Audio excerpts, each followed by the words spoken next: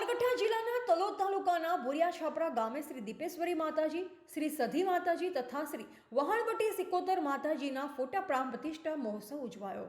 સાબરકાંઠા જિલ્લાના તલોદ તાલુકાના બોરિયા છાપરા ગામે કુળદેવી શ્રી આદ્યશક્તિ માતાની અસીમ કૃપાથી ઉદયસિંહ રૂપસિંહ ઝાલાના પાવન આંગણે આજે શ્રી દીપેશ્વરી માતાજી, શ્રી સધી માતાજી તથા શ્રી વહાણવટી સિકોતર માતાજીનો ફોટો પ્રાણ પ્રતિષ્ઠા મહોત્સવ ઉજવવામાં આવ્યો, જેમાં યજ્ઞના આચાર્ય શ્રી મહેશભાઈ ભટ્ટ દ્વારા યજ્ઞ કરવામાં આવ્યો અને ઝાલા જગતસિંહ રતનસિંહના ઘરેથી શોભાયાત્રા કાઢી અને મંદિરના પરિસરમાં લાવ્યા હતા.